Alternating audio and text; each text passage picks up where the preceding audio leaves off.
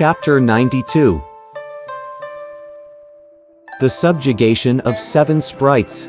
Nangong Kuo and Wu Ji let Jiang Ziya and King Wu rush past them out of the ravine. They then blocked the path with rocks, stones, and logs.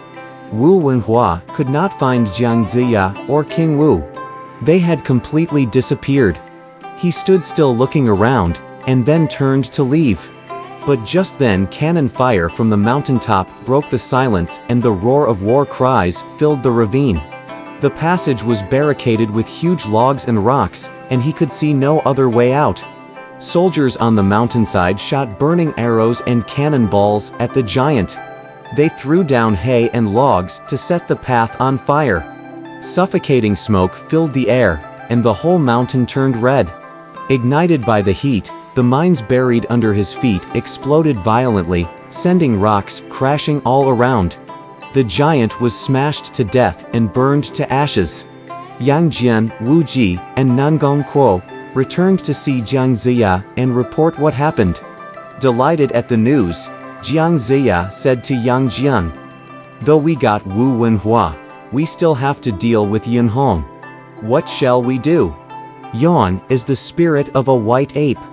He has refined himself well on Mount Plum and is the most talented of the sprites. We may need more time to deal with him." Yang Jian replied, "We should also wait for the East Grand Duke before we march any further." Jiang Ziya added. Hearing of Wu Wenhua's demise, Yan Hong felt sad and worried. As he was sitting alone in the camp, it was reported that a monk had arrived to see him. The monk greeted Yan Hong and said, "I am from Mount Plum, too. My home is not far from yours. My name is Zhu Zijin. When I heard that you were serving King Zhou, I decided to come and support you. Won't you accept me, Commander?" The monk said. Greatly pleased, Yan Hong asked Zhu Zijin to take the seat of honor, but Zhu declined modestly. When they heard of the latest arrival from Mount Plums, Ying Po Bai and Lei Kai sighed and said, "He must be in the same gang as Chang Hao and Wu Long." Yan Hong entertained Zhu Zijin, and the next day the newcomer went to the Zhou camp, demanding Jiang Ziya. Jiang Ziya led his disciples out and was flanked by nobles from the north and south. Before him stood a monk with a pitch-black face, short whiskers, large ears, and long lips, sweeping eyebrows, and sparkling eyes. He wore a black robe, and his whole body exuded a chilly air. Jiang Ziya asked, "Who are you, monk?" "I'm Zhu Zijin, the hermit from Mount Plum. What have you come here for? You'd better surrender. If you refuse, we'll slice you into 1,000 pieces." Zhu Zijin yelled, "You damned fool. You'll meet your end right now if you keep up with that nonsense." Jiang Ziya swore loudly.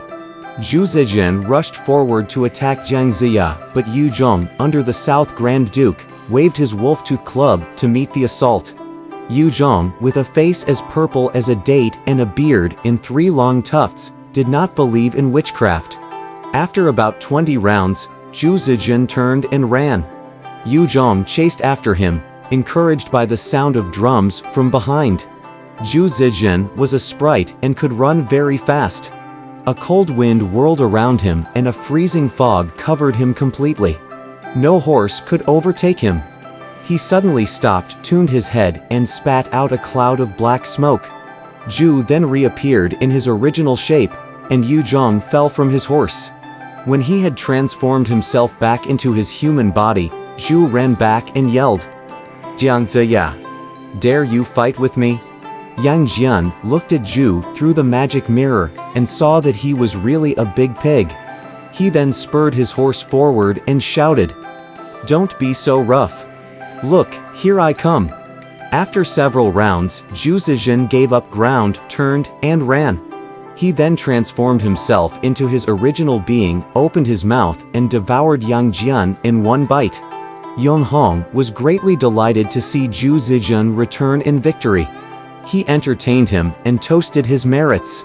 As they sat drinking, it was reported that another general had come TNP the commander. A man with a face as white as powder, a long beard, and 2 horns prowling from his head walked in. A coronet covered his hair. After they had greeted one another, Yunhong asked, "Where do you come from?" "Hero. My name is Yang Xian, and I have lived on Mount Plum for many generations," he answered. Yang was really a goat sprite, and a good friend of Yunho's, but the two had to appear to be strangers in order to mislead all the people there. The three drank together joyfully. They were still drinking at the second watch when they heard a voice from inside Zhu Zijin's belly. "Zhu Zijin, don't you know who I am?" the voice asked. Zhu Zijin was nearly frightened to death. "Who are you, and where are you?" he asked in return. "I'm Yang Jian, and I'm in your belly now. You are a greedy beast. You devoured many people on Mount Plum and must pay your debt today. Just watch what I'll do with your liver and intestines." Yang Jian grasped Zhu's heart and liver and shook them violently. Zhu cried out in pain. Oh, I shall die. Forgive me, great fairy. What do you want, to live or to die? Have mercy, great fairy. I've worked hard on Mount Plum to refine myself from a pig into a man by absorbing the essence of the sun and moon, heaven and earth. I beg you to pardon me. Mercy. Mercy. Let me live. Zhu Zijin prayed pitifully. If you want to live, you must change back into your original shape, walk out of this place, and kneel before the camp of the Zhou army. Otherwise, I'll pull out your heart, liver, lungs, and intestines with one yank. Yang Jian demanded. Zhu Zijin didn't know what to do. He couldn't use his witchcraft, with which he was familiar, and so he begged again for mercy. "If you wait any longer, it'll be too late," Yang Jian roared. As there was no way out, Zhu Zijin had to change back into his pig shape. He wobbled on his four legs out of the camp gate and over to the Zhou army. Yunhong tweaked his ears and scratched his cheeks in great anxiety. Yang Xian was also furious, but they couldn't do a thing. It was about the fourth watch, and Nangong Kuo was on duty when he suddenly saw a big pig approach the camp gate. How could this be? Let the owner take it away at daybreak, he decided. General Nangong. Yang Jian called from the pig's belly. "Please go and tell Commander Jiang that this is the pig sprite from Mount Plum. I entered his belly when he devoured me yesterday morning, and he is now my captive. Ask Commander Jiang to deal with him at once." Nangong Kuo, happy to know that it was Yang Jian inside the pig, hastily entered the camp and reported to Jiang Ziya. "Yang Jian has subdued the pig sprite and is waiting for your instructions." Jiang led his generals to the gate under torchlight, where they saw a big pig crouching pitifully on the ground. "You damned beast! What made you come here to receive your death?" Jiang Ziya swore at the creature. Yang Jian called back from within its belly. "Won't you order its execution at once, lest it trouble us again?" Jiang Ziya ordered Nangong Kuo to be the executioner.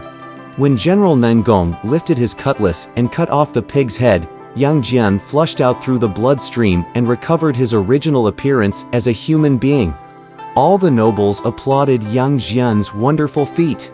Jiang Ziya issued an order to hang the pig's head atop a bamboo pole by the camp gate. "How can we take this humiliation? It's a great blow to our glory. We can't let Jiang Ziya live in peace," Yunhong said to Yang Xian angrily.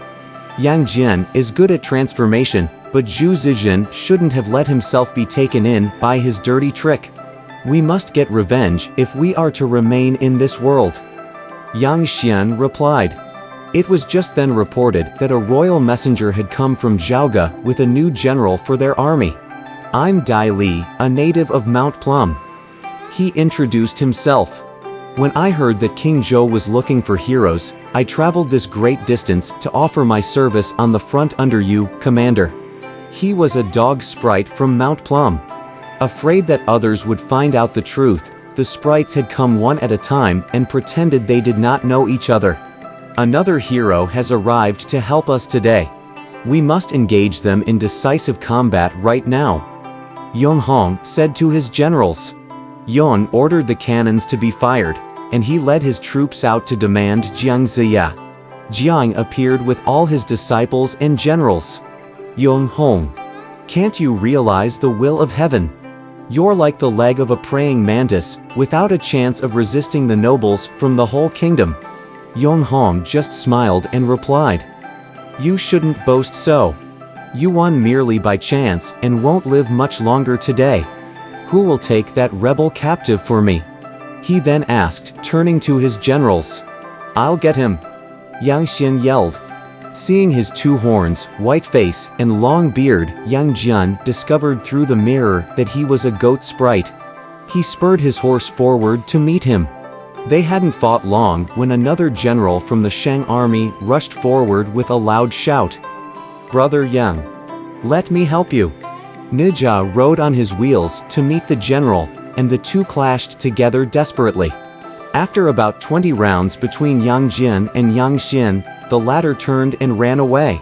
He spat out a beam of white.